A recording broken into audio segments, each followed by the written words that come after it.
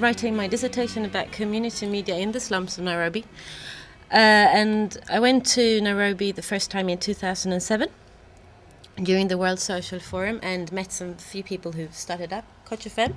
So Koch FM was just started, and also met some other projects at the time that I thought this was an interesting thing to write about. So I went back later the same year, and at that point, actually during that half a year, 2 other community radio stations started in Nairobi.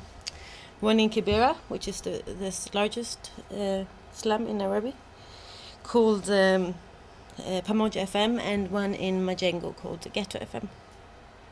So basically what, I didn't really know it at the time, but it turned out that I was kind of, or have been, covering the kind of advent or setup of a kind of community media landscape or community media sphere in Nairobi since 2006-2007 when Koch FM was started. 6. Well, you got your license 2006. Also, okay, sorry. I don't know if you won't be able to see this. It's too small. But anyway, I can just very quickly tell you. I've been looking at 13 different projects, focusing on the 3 community radio stations because they were setting up at the time, but also other kind of projects, some to do with print media. There are a few local magazines, one in Kibera and also one in Koch, which is one of the first community media in Nairobi. And then also there are some film projects and photo projects. Some projects which are slightly, I would call them maybe in the borderland. They are connected to the slums, but they are operating also outside. There's one,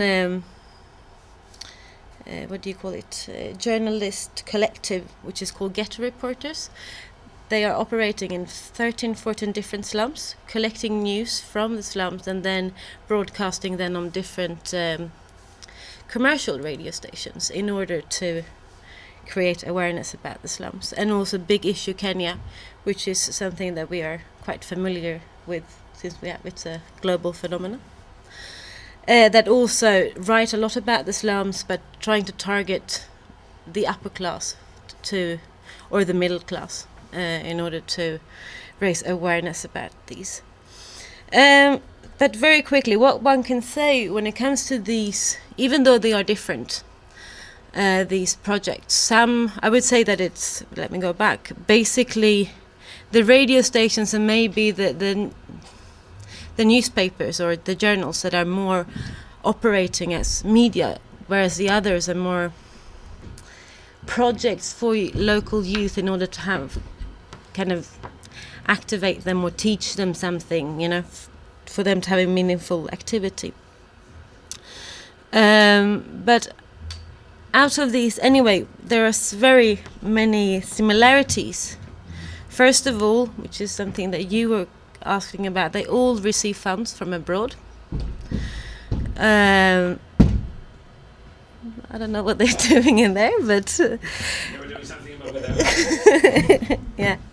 No, they all receive fundings from abroad, but very few pay their staff because they have a difficult financial situation, which is something that I will go into more later. They all operate in the slums because that's one of the criteria in how I chose them.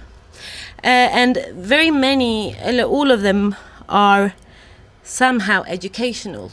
They have an educational purpose because they also have want to achieve some of these goals. Challenge the stigmatized image of the slum, provide a public space and provide opportunities for local youth. And in order to understand the first one, I think, first of all, Chico's presentation, gives, a good understanding, but also one has to understand that, of course, these areas have very many problems. But they are also extremely, extremely stigmatized in society. Like, if you talk to a middle-class Kenyan, they would never enter these areas. They think they're going to get shot immediately, and that's not the case. And it's actually 70% of Nairobi's population live in these areas, have these as a home. So it's, I think one of the, or the way I've seen it at least, one of the most important goals for the people producing this media is to kind of challenge this image and provide, as Chico said, positive image. And not only maybe to challenge the stigmatized image outside, but also, as I will get into later, to kind of give people living in the slums something to be proud of, because they are obviously caught in between and like influenced by the society's image and perception of the slum. And then the second one is to provide a public space, and that's where Chico talks about different programs discussing different issues, trying to get the community to participate, to find solutions to their own problems, rather than someone else telling them what to do. And the third one, which for me was maybe the most, I wouldn't say surprising, but the most unique one with these projects, that they all target the youth in order to, as I said, just give local youth something to do, but also teach them something, because going to like colleges and universities is something that most people from the slum cannot afford. Most don't even maybe get secondary education. So to kind of get them opportunities so that they can advance, and also to give them a tool to express and provide their own images of them, where they come from. That's very... and then when it comes to challenges, I'm trying to like do this very quick, and I will answer questions, I think, later, instead of retelling everything I found out. But the challenges, I think, is the legislation, because what Chico hasn't mentioned is that they are not, first of all, they are only allowed, the community radio stations are only allowed to broadcast a certain few kilometers, like 10? They say 5, yeah, 5 to 10 kilometers. Which is one thing, but also they are not allowed to show or air any advertisements, which makes it very difficult for them to generate income. And this is obviously when it comes to kind of theories about community media, something that one can discuss a lot, because most people would think, of course they shouldn't, because then they would become commercial media. But then on the other hand, how are they supposed to survive? I think it's a very big challenge, because what happens is that they become very dependent on donors, and donors have their own will sometimes. And also they don't get enough money, so 99% of the people working for free. I can maybe work for free for a few hours, but can you really expect someone who comes from a poor area to work maybe full time for free? Is that a sustainable, I mean, to build up something sustainable? I don't know.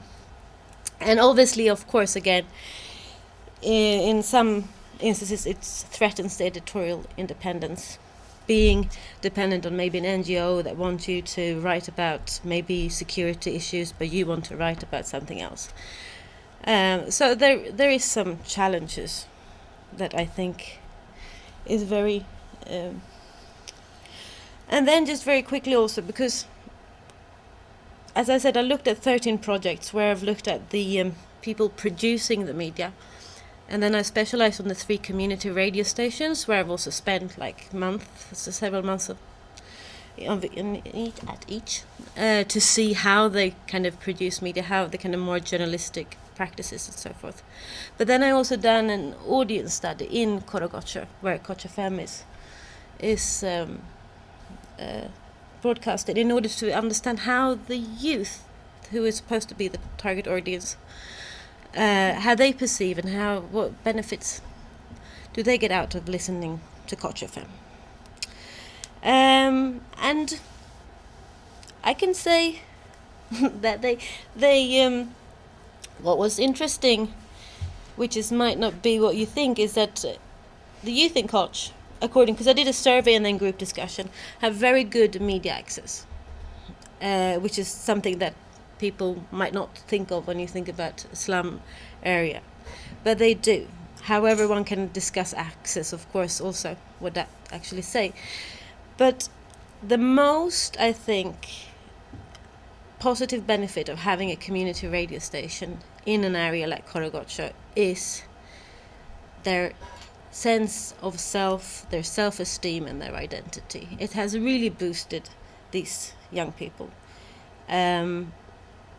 Because the way that they when you talk to them and then when they talk about where they come from, it's, they really express that they feel like the society has really forgotten about them, they've neglected and so forth. But here someone comes, a community radio station is built in their neighborhood, the first one, first of all, in East Africa, which is also, of course, they're very proud of.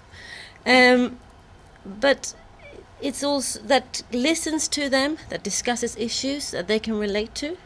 And again, as I said before, Nairobi and Kenya being extremely highly divided society, I think that media, to a very large extent, is associated with power, with people being powerful and rich. And here, someone builds a community radio station in the middle of the slum, and all of a sudden they feel like they have something and that something is really taking place.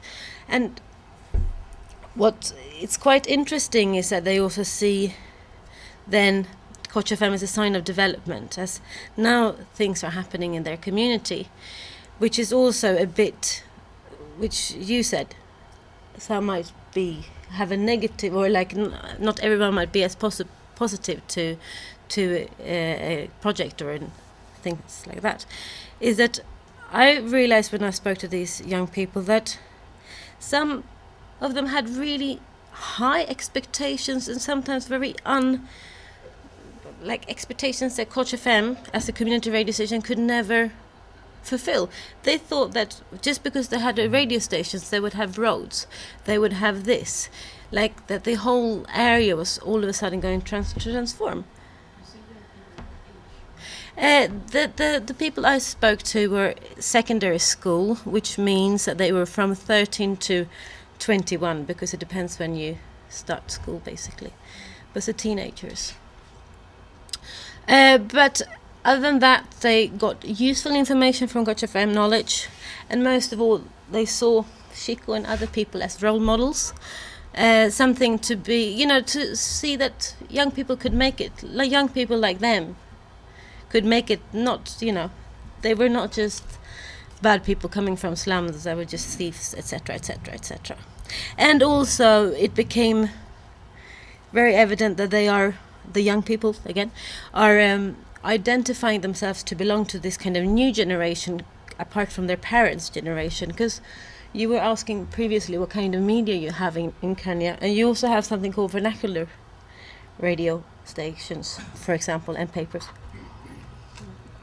which are media that broadcast in the local languages, which is of course very important because there are how many tribes? 43, 42, all with different languages.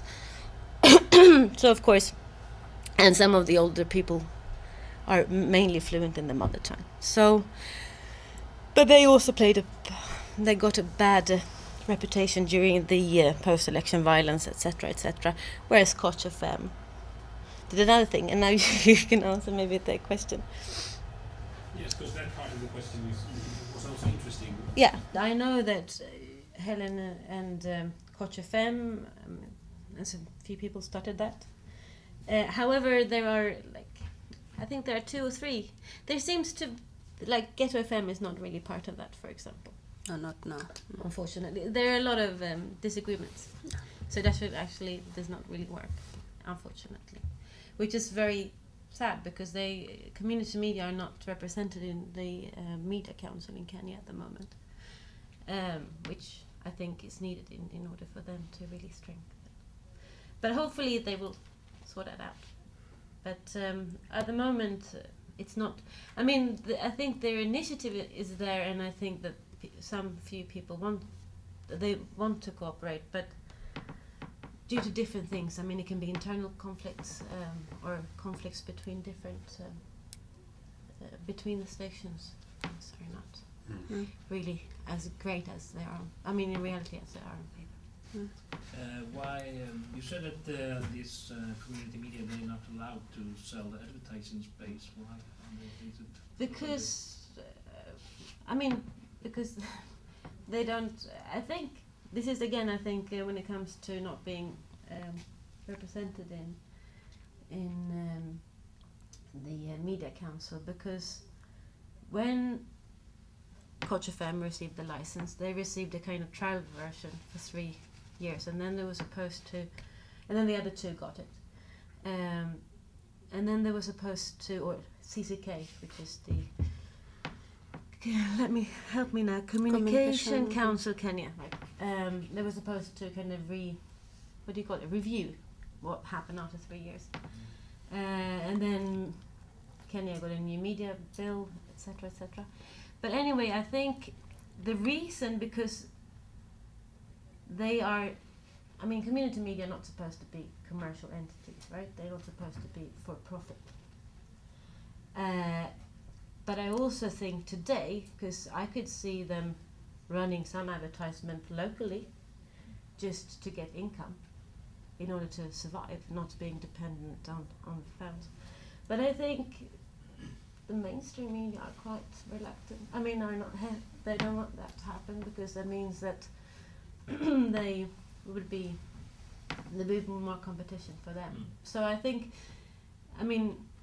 that's the issue at the moment that's being discussed in Kenya about community media. How are they going to be able to sell the advertisement or something in order to solve the financial situation and the sustainability of the projects? And I think in order for that to happen, they have to be in the media council and be, someone to advocate for their needs, and then that's where the cooperation comes in, I think. I know that Helen and Coach FM, and a few people started that. However, there are I think there are 2 or 3. There seems to, Ghetto FM is not really part of that, for example. No, not now. Unfortunately, there are a lot of disagreements. So that actually does not really work, unfortunately, which is very sad, because community media are not represented in the media council in Kenya at the moment, which I think is needed in order for them to really strengthen. But hopefully they will sort that out. But at the moment, it's not. I mean, I think their initiative is there, and I think that some few people want to cooperate, but due to different things. I mean, it can be internal conflicts or conflicts between different between the stations. Things are not really as great as they are. I mean, in reality, as they are on paper. Why you said that this community media, they're not allowed to sell the advertising space. Why? Is it because because they don't. I think this is again. I think when it comes to not being represented in the media council, because when Coach FM received the license, they received a kind of trial version for 3 years, and then they were supposed to, and then the other two got it, and then they were supposed to, or CCK, which is the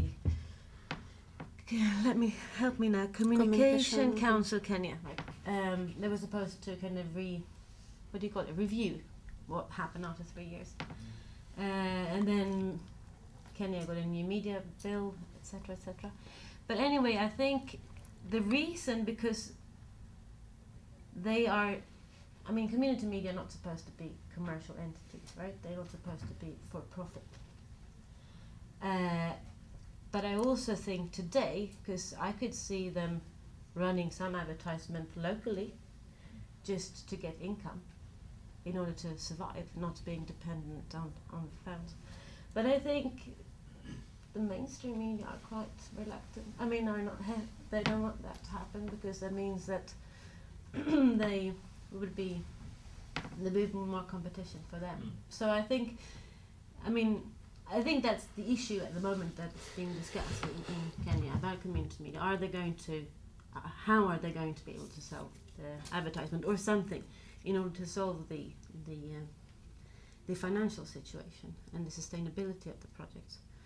And I think in order for that to happen, they have to be in the media council and be, someone to advocate for their needs, and then that's where the cooperative comes in, I think. But also to add on what Jessica is saying, it is in terms of the listeners we have, it's not really a big network. So big advertising agency decides to go to the mainstream media, because when they go to the mainstream media, of course they cover everybody, but when they come to court, they cover a particular space. And I remember because we were pushing for this, for advertising, and we went all the way again to CCK to request for us to do advertisement. And they said, you can do that, but on condition that 50% of what you get goes back to the community. But it has not been easy. We have only been able to get advertisement, to advertise through the organization where they will bring a program and then we will air it. Sponsored program. Yeah, sponsor program, but in real sense, not advertisement. It's not allowed in that sense.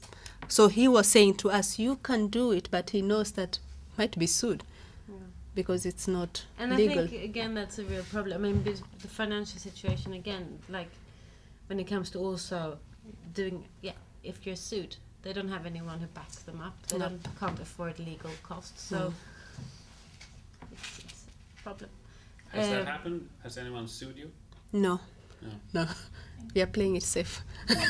But I know one of the other radio stations has had a problem with for libel.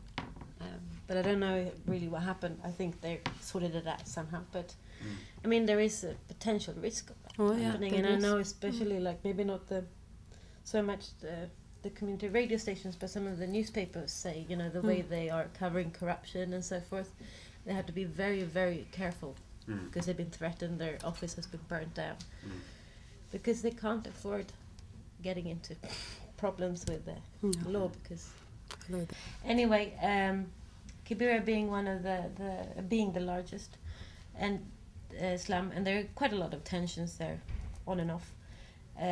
This time it was first you have the Ugandan railway going to Uganda, going through Kibera, and there was this Mugingo Island, this controversy about Uganda taking an island that was supposedly Kenyan, and people were very upset with the government, so they teared up the railway, and also the Kenya Lighting Company came in because a lot of people can't afford electricity, so they share electricity or not pay for it. So at the same time also the police came in to kind of put this protest down, and also the electricity company came in, and a big fight broke out, and the mainstream media were there, but the protesters did not want mainstream media to be there. They started throwing stones at them and so forth. So what I think it was KTN, one of the bigger media houses, what they did, they removed their stickers and then they went with Pamoja in order to get the news.